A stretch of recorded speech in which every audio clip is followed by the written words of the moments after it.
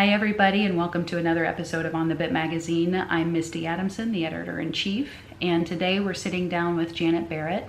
She is the author of They Called Her Reckless, which is a book that is featured in our recommended reading section in the fall 2022 issue. It's a true story about a mayor that served in the Korean War as a Marine. So instead of doing a book club discussion this month, I thought it would be a fun idea to sit down with Janet, and we're just going to talk about the book. We're going to talk about Janet's journey as an author and whatever ever mischief we can get into. So let's get into it.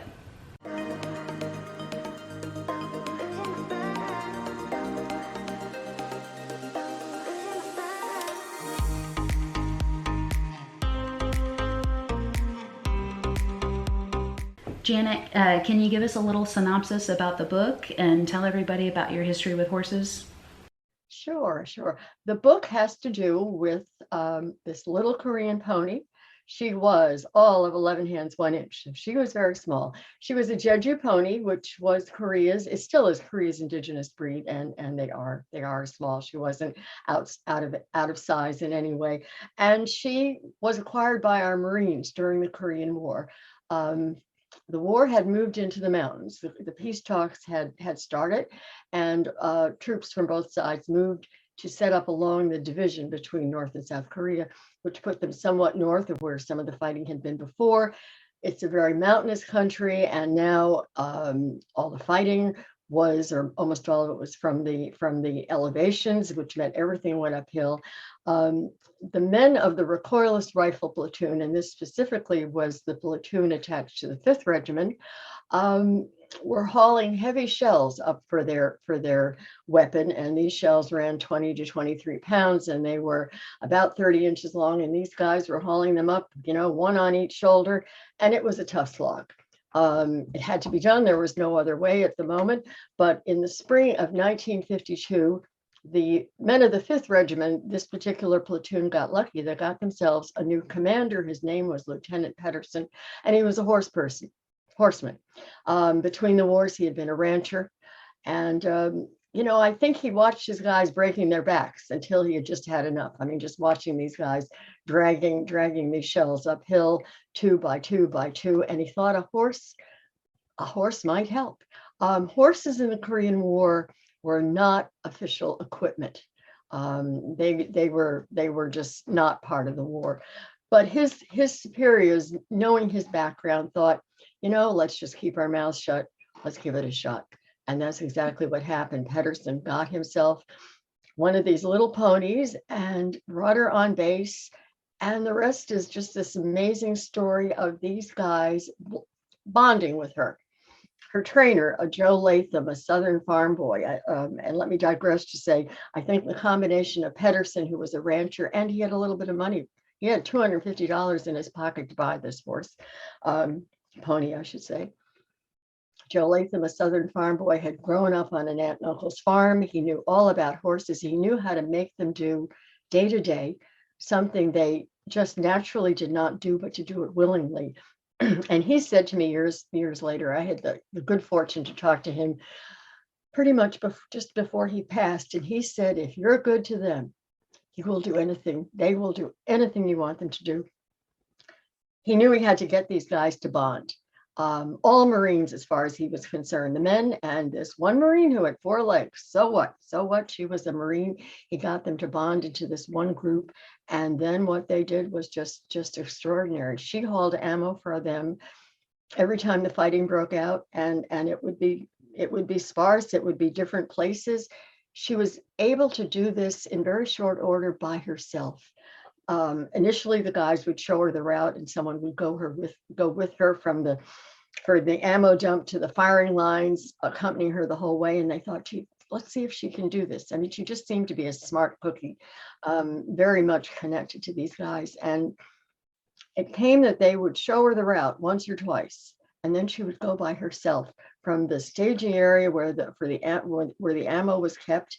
They would strap the shells on her back. She would go across in sometimes unprotected areas, and then mount these hills right up to the firing lines, get unloaded, go back and forth, sometimes hours at a time. I mean, it was She was extraordinary. She was a Marine. She gave everything. They treated her like one of them. They protected her with their lives when they could, but they also, they also expected everything out of her, as was the case with every Marine there. Um, she wore every medal. She accepted every citation. She wore two Purple Hearts. She was wounded twice. Um, she supplied the recoilless rifle platoon in one terrible battle. She was also supplying the mortarmen. um Gosh, I don't know, I'm getting goosebumps just thinking of the story and my journey with these guys to find out all about her. And then at the end, they did get her out, and she was Korean. She wasn't an American horse. Technically, she wasn't even part of the Marine Corps because Pedersen had bought her with his own money. She carried rank, however, private first class from about 2 weeks after she came on base. By the time she left Korea, she was a sergeant.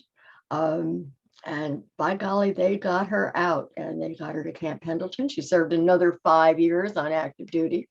She didn't get off so easy. Retired as a staff sergeant. Um, and I will tell you, beloved to this day by guys still with us. Everyone remembered her, beloved by the guys that served with her in Korea, that knew her at Camp Pendleton, and even guys that came after. Marines will have said to me, she did for our buddies, and we love her for that. So she was extraordinary, and I have to tell you, it was a fantastic trip to learn about her, to talk to these guys, to write her story. I carry her with me in a way. I'm gonna cry. Oh. I will tell you that there were times I would be writing about her and I would start to cry. And it was, I think, her honesty, her forthrightness, just her ability to bond with these guys and give to them. And they to her too. I mean, this was a rotten situation. Had she, there are people that talk about horses in war, and yes, it was awful. And hopefully we're beyond that now. And I think she was very different, and maybe our last war horse, at least for our guys. But it was a terrible situation in a part of the world that eats horse, and most certainly did then more than now. She could have had a very different ending. So it worked both ways. She gave to us in extraordinary ways, and I think we gave her a pretty good life. It continued in California to the end. Yeah.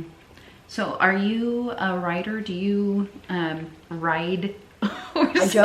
I don't anymore. I buried my last a few years ago, and he was wonderful and the best I'd had. So I don't know, age and so forth. Sometimes you start to say I don't bounce quite as easy when I come off. So I hung it up then, but my love continues, and I think I ended on a high note. I learned to ride as an adult. Um, I come from the Bronx, New York, and there's not a lot of opportunity, to ride there.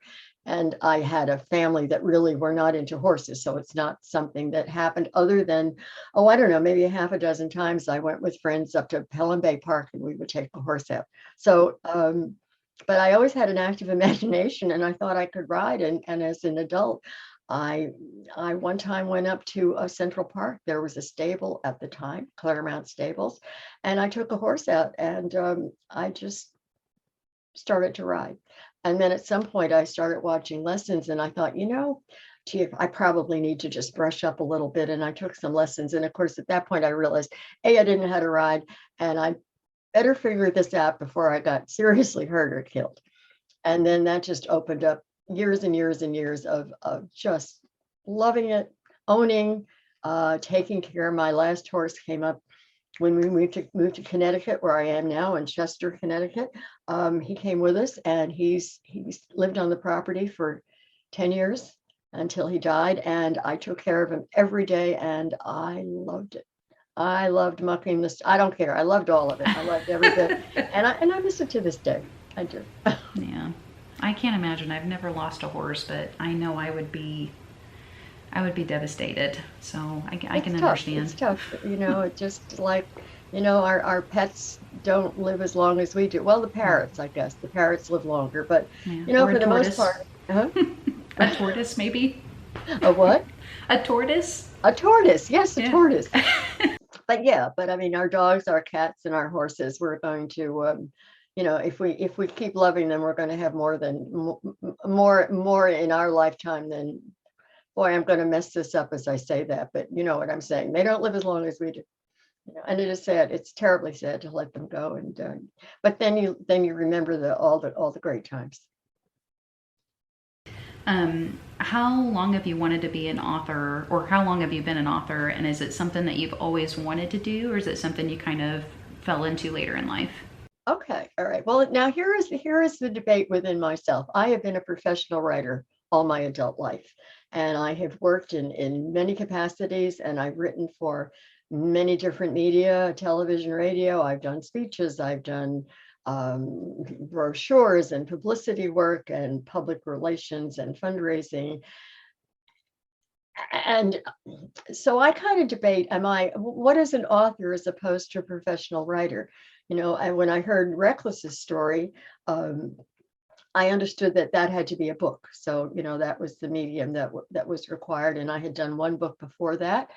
So I'm not sure I know how to answer that. I don't think I ever sought out being an author. It's just that Reckless came to me, and Comanche after that, and before that, a handbook that it just worked out that way. So no, I wasn't searching for it, and but they were wonderful experiences. Yeah. Well, you did an excellent job with this book. I loved reading it. There's so much that you learn from a book like this, because it's not just like a it's not like a it's more like a historical kind of story, with actual historical points in it. It's her story, but it's a true story. And for people that love history like me, our family gets so mad at us because when my husband and I go to any kind of museum, we actually want to stop and read stuff. And they're the kind that just like to look at it and move on. But I love history, and I thought that this was such a cool book to read just because of the historical aspect of it. And I think as an equestrian, you hear about Reckless.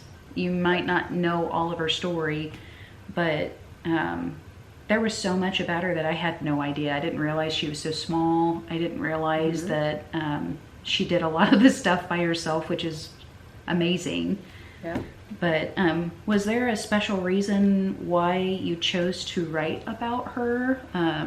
Did something inspire you to write about her? I fell into the story. I mean, it was just it. People will ask me that in various ways, and I say two things. First of all, I think a writer is always looking for a good story, and in my case, I love nonfiction. And I think there are so many amazing stories out there. Why? Well, I don't know how to write fiction, and I don't write it. And from my standpoint, life is as good as it gets. Well, at the time, I mean, I've had a freelance business for a lot of years. Excuse me. And at the time I heard about her, I was doing some work for Thoroughbred Record, and I was hanging around the New York racetracks. I had a press pass, and I was in the press, in the press box. And no, it was a really nice assignment. I mean, there was no difficulty to hanging around racetracks if you like racing. And as I say, I was doing stories for them, and there was a guy that hung around the press box a lot. He was an older man. His name was Charlie Murphy, and I knew him to be a mutual clerk. But I guess at some point I also knew that he was a Marine. And if you know that branch of the service, once a Marine, always a Marine. I mean, it just does not, that part does not change. And he liked the writers, and he'd be going around and talking to this one and that one, and we got to know each other a little bit. And as an aside, whatever I was doing, by golly, he had a tip for me that I had no idea about. And one day he said to me, you got a minute? I got a story. And I said, yeah, and I do believe that timing is a part of that, because if you've got a lot on your plate, you'll tend to say, yeah, yeah, okay, yeah, but you're not really thinking about it. Well, I don't know. This day I sat down and I got goosebumps. I got to tell you, I can remember still. He was just in the midst of the story, and I'm saying to myself, I will write this someday. I mean, I just, excuse me for this, it just grabbed me. But I had no idea of anything. I'm not from a military family. I didn't know. Now I know quite a bit of it. Now I could probably, command a battalion, but, that's from all the guys teaching me. I knew nothing. And I remember saying to Charlie, I said, yeah, how do I find out about her? And he said, well, you put a little ad in Leatherneck. And I, Dumbo, and this is how little I knew. I said, what's Leatherneck? Well, Leatherneck is one of the two major marine magazines. There's Leatherneck and Semper Fi. However, I did. And yeah, just something about anyone who remembers the good Mayor Reckless, and wants to share stories, contact me and so forth. Guys started calling me. I'd pick up the phone and I'd hear this voice, you want to hear about Reckless? I'll tell you about Reckless, by golly. And I was saying, well, hold on, let's set up a time, because I don't like to do interviews, just grab them unless you have to. Sometimes you're going to lose someone if you don't sit down right away. But I always think it's better to set up a time, even 24 hours later, because they're thinking and I'm thinking. And then I started getting envelopes of pictures in the mail. Just snapshots. Guys were taking them out of their albums and either making copies, or a little note would say, please copy and send back. And I saved those till this book came out. They're just priceless. And that's how it started. And then you just you keep throwing out a big net and pulling in contacts and digging. But to your point, history informs stories like this. And the war had moved into the mountains. And so the guys were hauling those shells up, which is what I said initially, and they needed help. And that's where her story, had the war stayed more in the South and they were fighting on the level, the recoilless rifles wouldn't have been as valuable, because they were just superb for shooting across, elevated position to elevated position over maybe a mile. They were deadly accurate, are deadly accurate, the old ones, to 4 miles. Wow. So anyone out there, think where 4 miles is from where you sit. That's what these guns could do. Yes, so yes, there was a change. There was a change in history, and that informed and brought her in. And I did try to weave history into all of it, because this is a war that, it's the forgotten war, and if there's anything the guys are still angry about, is that they got no recognition coming home. Literally, hi, nice to see you. We just painted the house. What do you think? And so she was, for this small group, she was a bright spot, and they just gave and gave and gave of her, of who she, of her memories. What was your favorite Reckless story when you were interviewing the soldiers? Do you have a particular one? I do. And to me, it's the story that says what she meant to these guys. And it came through Mike Levia, who was one of the 2 Marines that I actually met and interviewed in person. Everybody else, they were all over the country. So, that was all telephone work. But twice I interviewed Mike, and several years apart.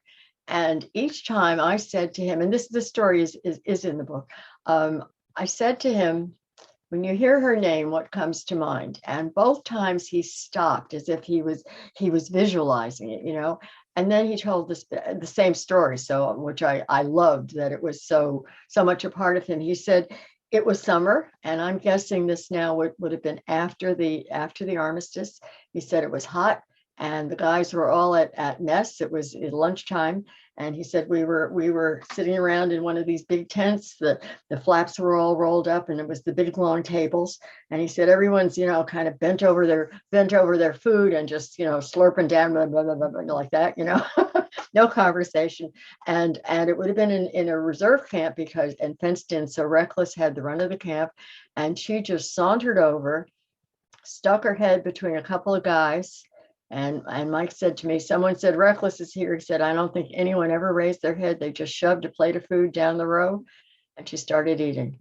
And to me, that, that just told so beautifully how much a part of them she was, and vice versa. That they were just, what had always been the wish. She was a Marine. It was just one group. That was one of my favorite parts of the book too, was the talk about her eating what they ate in the mess hall, which I thought was so funny. Yeah.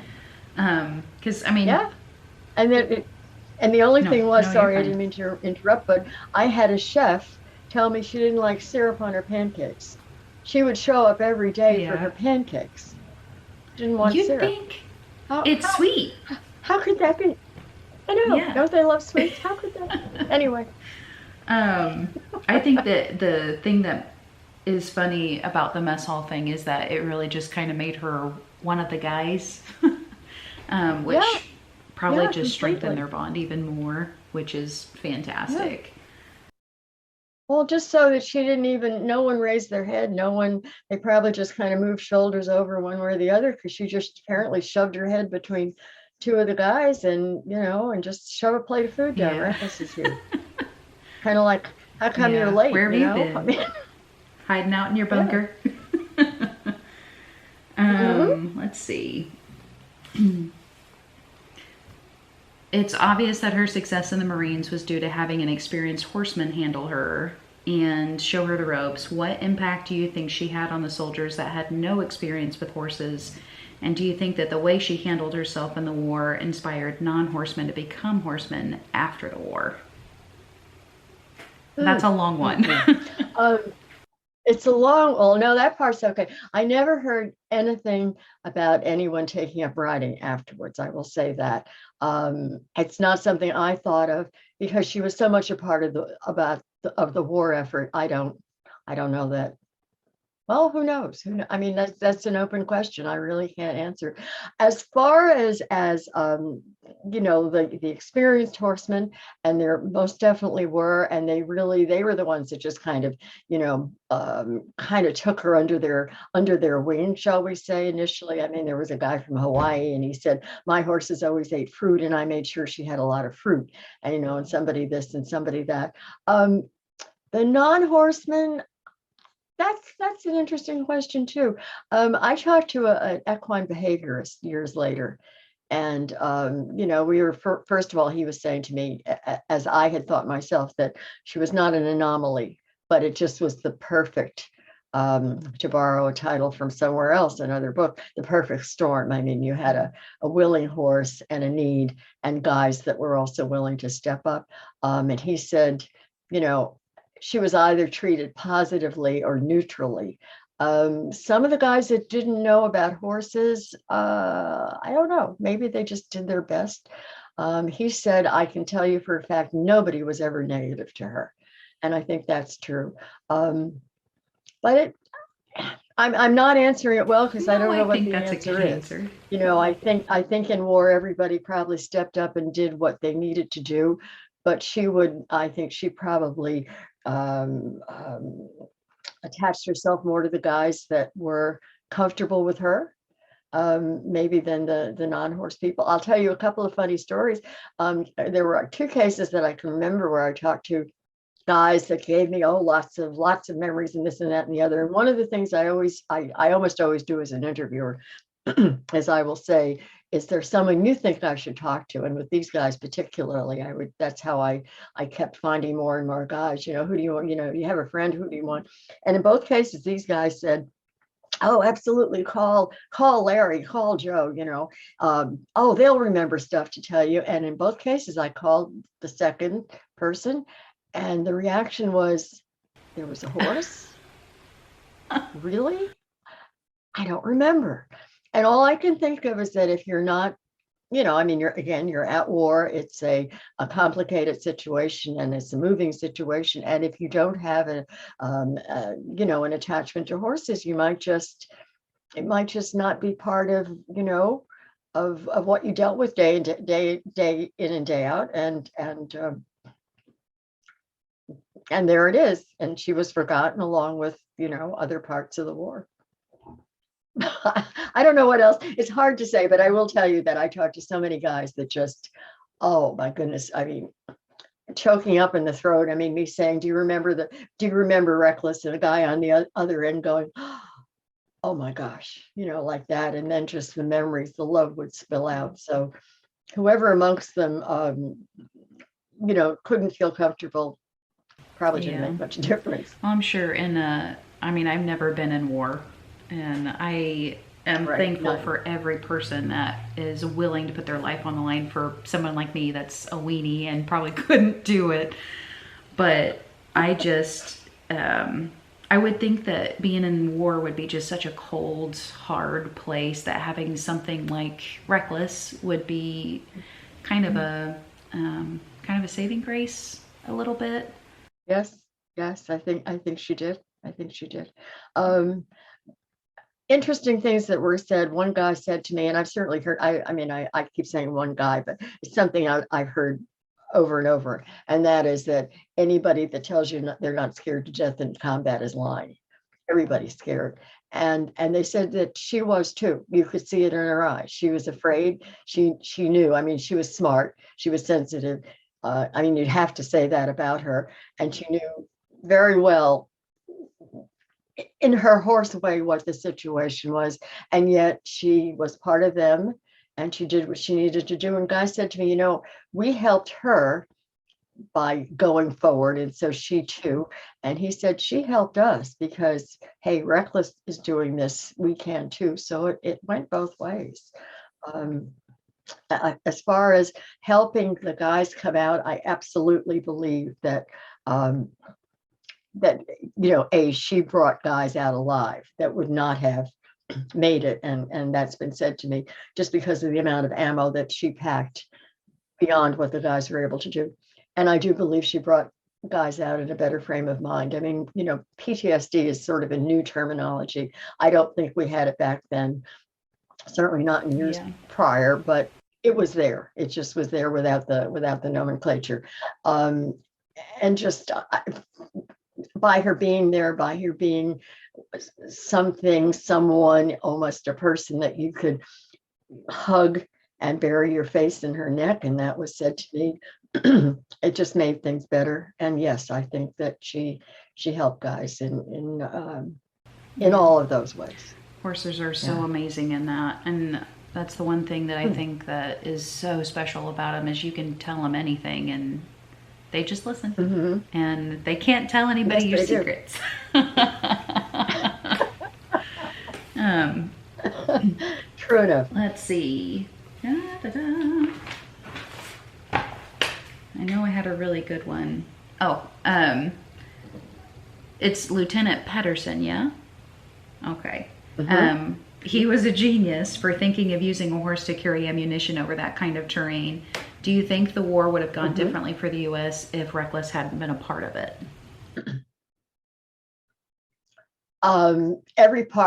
Everything helps in war. So would the turnout have been different? I don't think we can say that, but I can tell you that for these guys in this recoilless rifle platoon, and it was the 5th Regiment's platoon that had her, not the first regiment, not the 7th regiment. And we have a family friend that was in the 7th who just said, damn, I wish we'd had her, um, she made a difference. Sure. I mean, I would say very conservatively, she packed double the amount of ammo that those guys were doing, and they still did their part.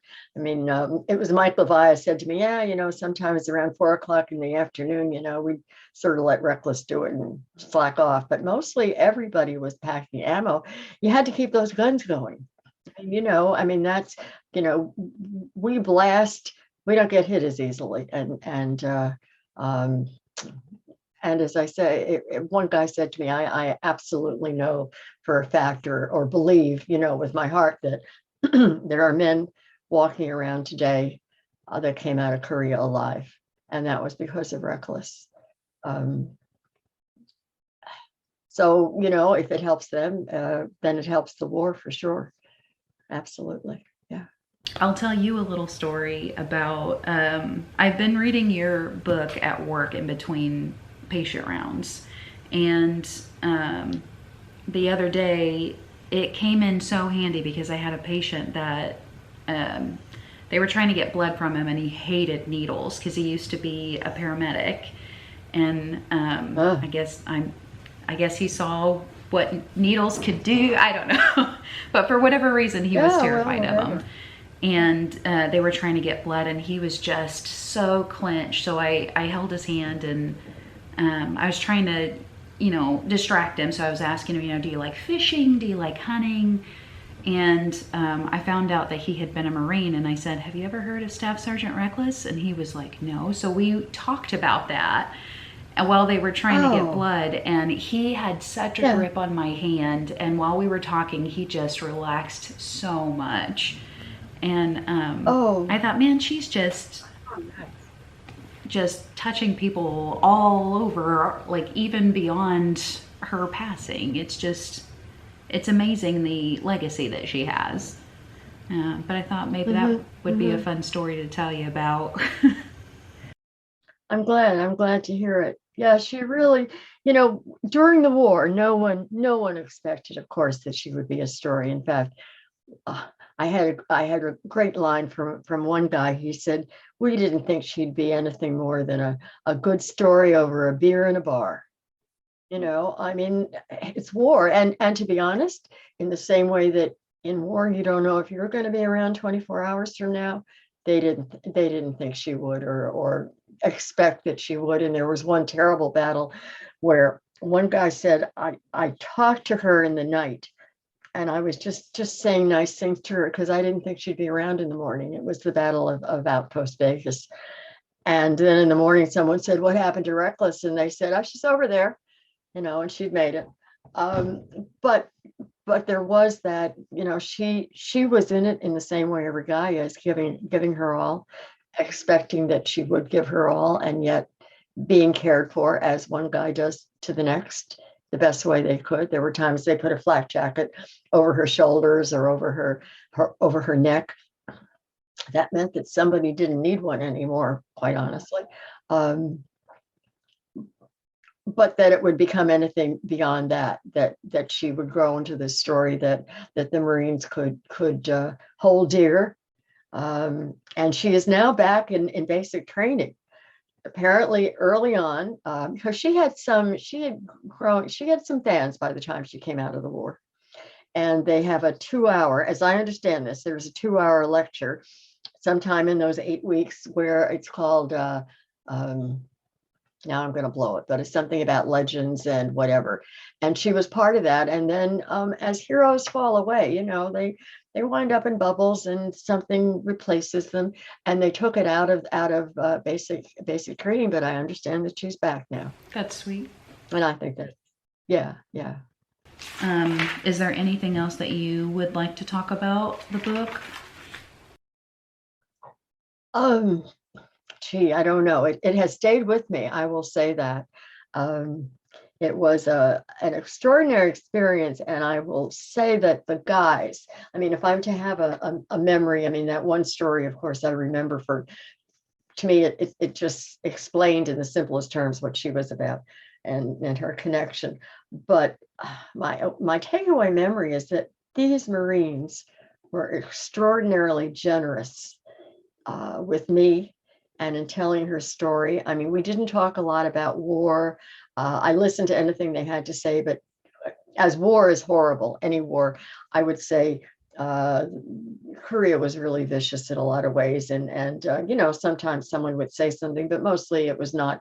It was not my. I could bring it in other ways in the book, but just I mean, they talked. They wanted to talk. She is their happy memory, and they gave me as much time as I needed.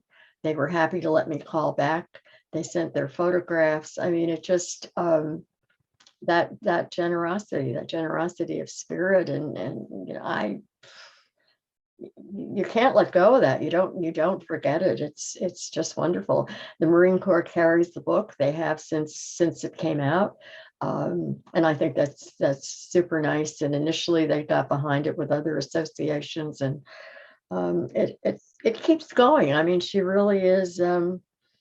At one point I said a lady that I sell for at some of these big equine shows, I said, well, I guess once I sell out this time, I'll just, probably just let it go. And she just looked at me horrified. She said, what? She did. This is I'm losing the word all of a sudden, but a standard, that's not right. But that she said, this is just going to keep going. And she didn't say to me, you can't do that because, there's economics involved. But I kind of said to her, whoops, whoops, I won't. And she does. She just, she has this extraordinary life, and people love the story. So I'm lucky. Thank you. And thank you for wanting to hear all about it. Thank you so much for sitting down with us to chat today. I really appreciate you taking the time out of your schedule and all the little bobbles in between. I really appreciate it. But I hope that we can sit down in the future, because I'm planning on highlighting Comanche in the spring issue. So if you're interested, wonderful. Hopefully we can sit down and talk with you about that book too.